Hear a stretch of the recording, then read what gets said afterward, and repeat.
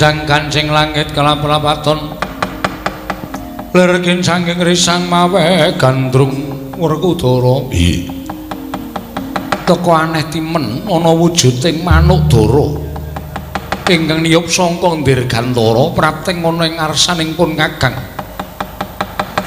Gusti Maha Gedhe Gusti Maha Agung lan Maha Priksa barep kakangku mara gage ingkang lumrahe manuk dara saben cecaketan kalian menungso mesti mabur adoh nanging teko iki nyedak kalau lenggahe barep kakangku mula takonono apa wigatine manuk dara yen pancen sira bisa tata jalma sak tataning jalma wantah sira kuwi sapa lan wigatine apa dene prapta ning ngarsaning ingsun waduh sinuwun sesembahan kula sampun boten wonten papan malih kinarya pengayomanipun ingkang abdi kula menika namung peksi dara limrah namung mugi andadosna kawuningan kula menika nilar endhog 3 wonten susuh kula ing nembe kula angremi supados sakmangke saged wenteh wujudipun peksi dara ingkang badhe nerusaken dhateng sejarah kula sira wujuding peksi dara lumrah ingkang ninggal susuh sababe apa teka sira mentala ninggal kelawan susuh mongko ndhok ing mapan ana ing susuh mau perlu mbok ngremi supaya mbabar wujud piye ing dara ingkang kuwi kabeh minangka dadi anak-anakmu manuk dara krana anggen kula dipun bujung tu dipun oyak-oyak kan satunggiling peksi ageng menika ingkang wujud Raja Wali tuwin Garuda sinuwun kula badhe dipun tedha dhateng Garuda menika kala wau satemah kula mlajar saking susuh kula tebih nggon kula mabur sampun sayah sewiwi kula tumunten kula nyuwun tulung dhateng Paduka Gusti kula Sanata mugi kepareng mangayomi dhateng kula saking Garuda ing badhe mangsa dhateng jasad kula mesakaken dhateng endhog 3 ing mapan wonten ing susuh kula menika sinuwun menawi kula pejah ateges kula mentala mejahi dhateng endhog ingkang badhe mbabar wujud piye lenging saking menika sinuwun kula nyuwun pengayoman kula nyuwun dipun ayomi supados manuk Garuda menika mboten mangsa dhateng kula sinuwun manuk dara kene nyaketa kelawan aku mengko aku ingkang bakal menehi pangan karo Garuda ingkang oyak-oyak kelawan kowe peksi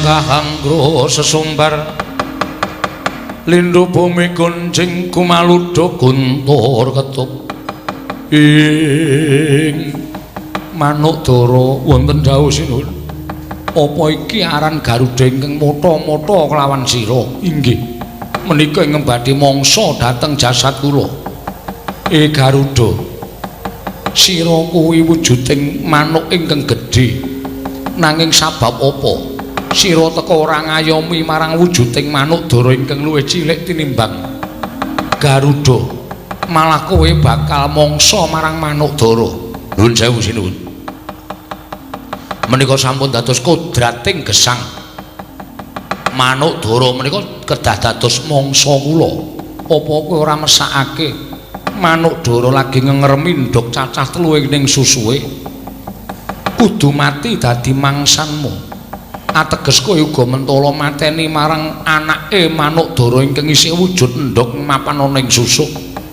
bab perkawis menika sanes tanggal jawab kula ingkang wigati kula namung manut dhateng kodrating Hyang Mahanasa bilih dara menika dados mangsanipun ing abdipun Garuda menika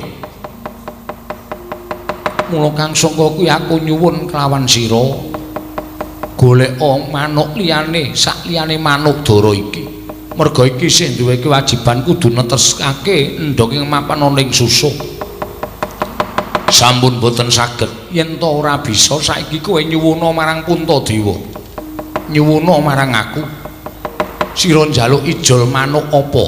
Mengko aku ingkang bakal golekake waton aja manuk Dara iki. Iki mesakake manuk Garuda. Mboten. Kedah Dara menika ingkang dados mangsa kula. Lah banjur karepmu piye? Paduka sinten? Aku Nalindra Ngamarta Prabu Puntadewa. Walah dalah nyuwun pangapunten Gusti. Nadyan kula wujudipun Garuda parandene kula menika mangertos bilih Prabu Puntadewa nika Nalindra ingkang lila lair trusing batin.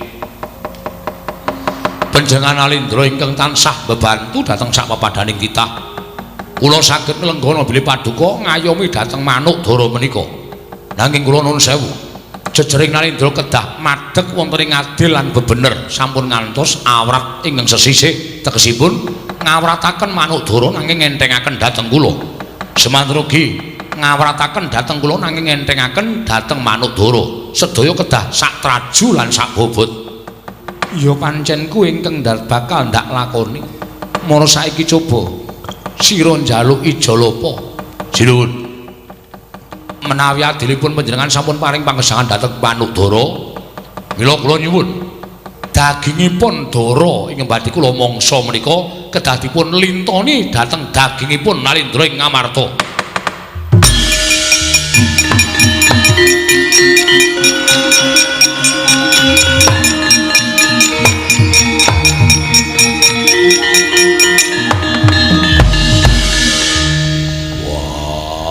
Arep kakangku.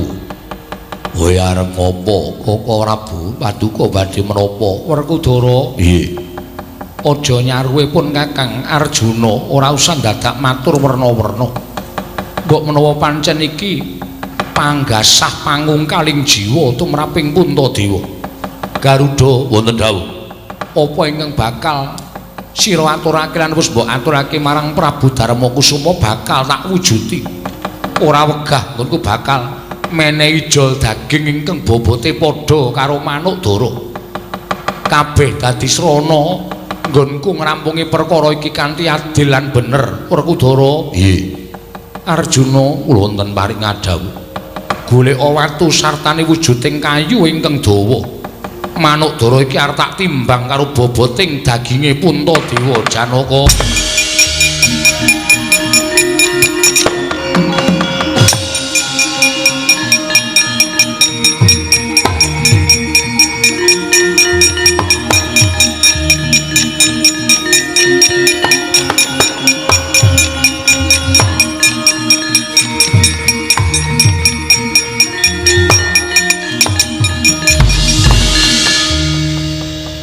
Manuk Dara wis mapan ana ing pepucuking kayu ingkang wis tinumpangake ana ing watu ingkang gedhe. Garuda wonten dawuh. Muga kowe neksenana yen to nganti abot sisih sarta ora adil nggonku nraju kelawan daginging Puntadewa lan daginging manuk Dara. Sumpahana uripe Puntadewa ora bakal mulya selawase urip. Lega lahir batos kula sinuwun. Nanging menapa paduka menika lahir batos sangenipun badhe maringaken daging paduka kinarya lintu menawi ngantos kula mboten nedha dinten menika kula badhe wejah. Nadyan tekaning mati bakal ndak wujuti. Arjuna kula wonten paring ngadhawuh pun Kakang nyuwun ngampil curigamu. Koko Prabu badhe menapa? Wis to Yayi aja dadak siadi ngregon-ngregoni Puntadewa. Kene Yayi mala gage paringna Gunjang ganjing langit kelap-lapaton lerkin sanging risang mawe gandruk ing manuk Garuda wonten dawuh mara gage wis padakno ora bakal laku wegah nglakoni perkara iki mbok menawa kanthi kaya mengkene memungsuhanmu lawan manuk Dara bisa rukun. Kowe bisa golek pangan liyane manuk Dara ingkang dadi mangsanmu. Ya to laruta saking godha sang kura-kura. Yen amutusa sang Sri nyandak ukiraning curiga. Nengke sang Puntadewa nalika semanten ing pangajap supados tumindak adil lawan manuk Garuda buah manuk Dara. Ingkang sakmangke Garuda diamangsa dhateng wujuding manuk Dara. Tinumpangake wonten ing sela wujuding kajeng ingkang saged kinaya nimbang awrating Manukdara kelawan daginging Sang Prabu Puntadewa. Sigra tinancepake wonten lengen den geret mangandhap temah muncrat ludira mancur kagiat Sang Werkudara wau. Oh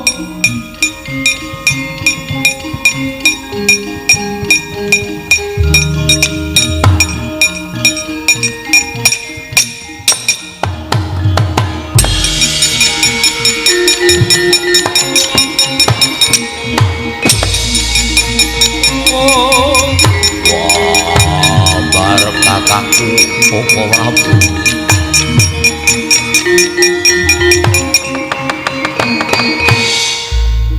Dres kang ponang ludira tumetes wonten ing siti madyaning Bantala parandri datan ngraos